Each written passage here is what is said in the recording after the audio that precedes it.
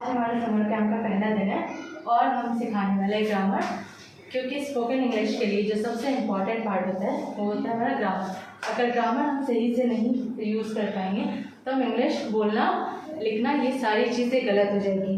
Grammar is an art that tell us how to read, write and speak correctly using a language. Imagine आप एक building तैयार कर रहे हो brick और बिना सीमेंट का, तो वो क्या बिल्डिंग खड़ा रह पाएगा? ऑब्वियसली नहीं। It would fall into pieces. Like that, without grammar we cannot speak or write any language properly. Overall, grammar is a simply reflection of language at a particular time. Importance of grammar. देखिए, हम grammar क्यों हमारे life में important है और क्यों हमारे speaking और राइटिंग स्किल में इम्पोर्टेंट है? क्योंकि ये हमारा इम्प्रूव करता है writing skills, eliminate grammatical error from your writing proficiency and rewards your reader with clear communication.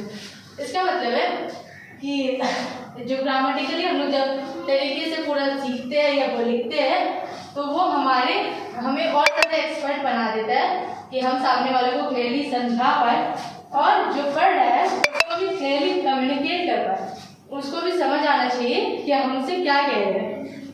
उसके बाद है it Lay's the foundation for effective communication.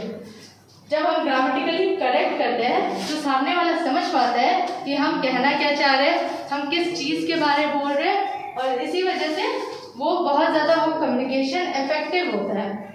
इसके बाद आता है grammar can help you to develop a habit thinking logically and clearly. Grammar हमें help करता है कि हम चीज़ों को लॉजिकली देखें कि क्या ऐसा हो सकता है।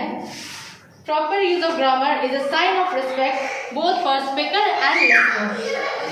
Proper एक ग्रामर जब हम लिखते हैं या बोलते हैं तो वो काफ़ी ज़्यादा रिस्पेक्टफुल भी होता है, सुनने वाले के लिए भी और बोलने वाले के लिए भी।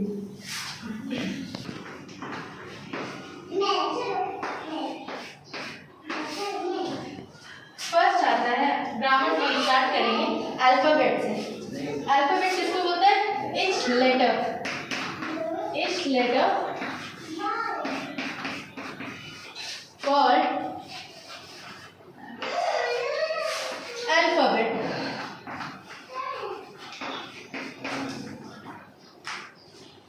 जो भी एक लेटर होता है उसको हम बोलते हैं अल्फाबेट।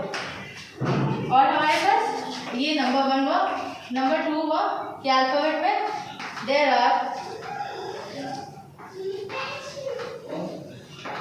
26 letters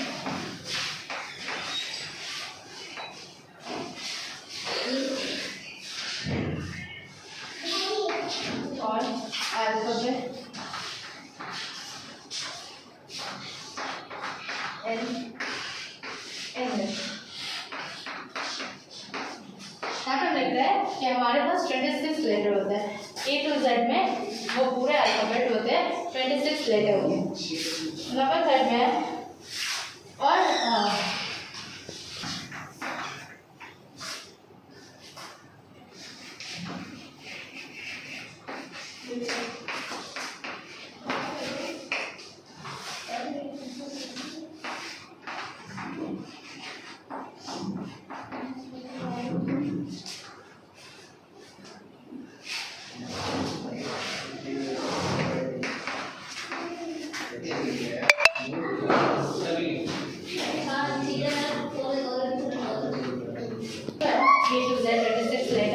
इसको बोलते हैं कैपिटल लेटर, और ये वाला जो A to Z है इसको बोलते हैं स्मॉल लेटर। हम कैपिटल लेटर फर्स्ट अल्फाबेट में यूज़ करेंगे और स्मॉल लेटर उसके बाद यूज़ करेंगे। इस तरीके से एक प्रॉपर वर्ड आपको बनेगा। हाँ, अब इसके बाद हम लिखते हैं कि वर्ड कैसे करते हैं। वर्ड कैसे करते हैं? A group of letters or single letter which gives some meaning is called word. जब लेटर्स को हम पूरा मिलाकर कुछ मतलब बनाते हैं, जैसे कि फॉर एग्जाम्पल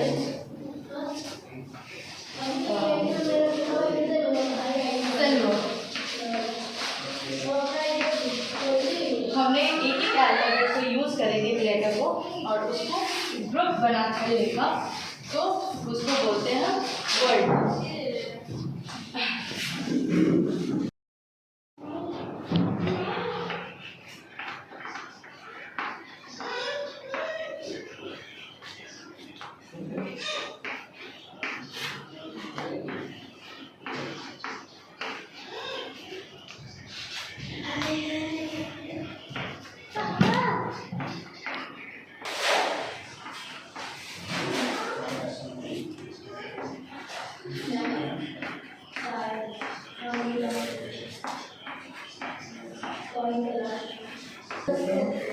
सेंटेंस हम बोलते हैं a group of words which gives a complete meaning और सेंसेस फॉर सेंटेंस। इसका मतलब है जैसे हमने फर्स्ट सीखा कि अल्फ़ाबेट एक एक लेटर को जोड़कर एक मीनिंगफुल चीज़ हम बनाते हैं तो उससे हम वर्ड्स बोलते हैं। उसी तरीके से अ ग्रुप ऑफ वर्ड्स मतलब कई सारे वर्ड्स को मिलाकर एक सेंस कुछ मतलब बनता है और उसको कंप्लीट करता है तो उसे बोलते हैं सेंटेंस। फॉर एग्जाम्पल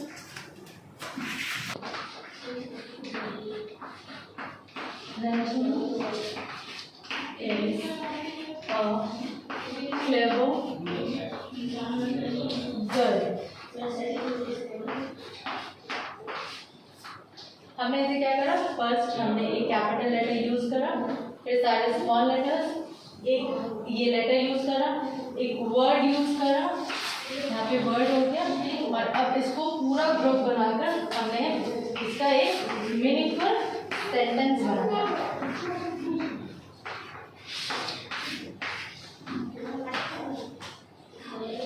अगर हम इसे गलत तरीके से लिखते, ग्रामेटिकली रॉन्ग लिखते, जैसे इस के पहले अ लिख देते या फिर क्लेवर वगैरह कहीं भी एक भी जगह मिस्टेक होता तो वो सेंसलेस बन जाता और वो एक सेंटेंस नहीं बना पाता। इसीलिए हमें ग्रामर की ज़रूरत होती है।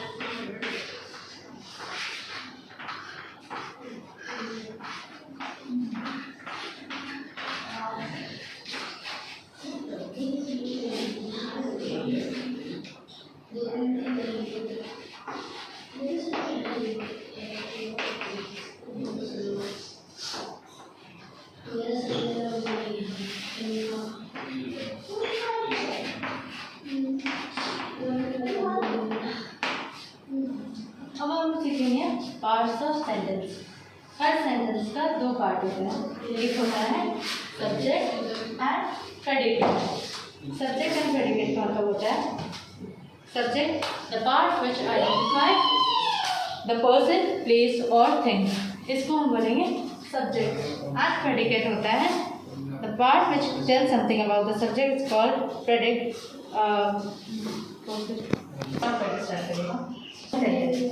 पार्ट्स ऑफ सेंटेंस होता है every sentence has two parts.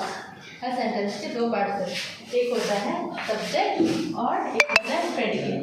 Subject और प्रेडिकेट में क्या होता है कि सब्जेक्ट का मतलब होता है जिस इंसान, स्कूल हो, पर्सन हो, थिंग हो, किसी भी चीज़ के को सब्जेक्ट बोलते हैं, और प्रेडिकेट होता है जो जिसके बारे में, जैसे हम किसी पर्सन के बारे में अगर कुछ बता रहे या किसी स्कूल के बारे में कुछ बता रहे तो वो आ जाएगा प्रेडिकेट में, और जिस चीज़ के बारे में फर्स्ट हम मेंशन करेंगे वो आएगा सब्जेक्ट में। कि पार्ट्स के दो, सेंटेंस के दो पार्ट होते हैं सब्जेक्ट एंड प्रेडिकेट। तो उसके एग्जाम्पल हमने यहाँ दिया है, जैसे कि रंजनी इज रीडिंग, रंजनी पढ़ रही है, तो रंजनी जो है वो हो गया subject. Ranjani is the subject और इज रीडिंग। अब हम रंजनी के बारे में बता रहे कि वो कर क्या रही है, तो वो आता है प्रेडिकेट।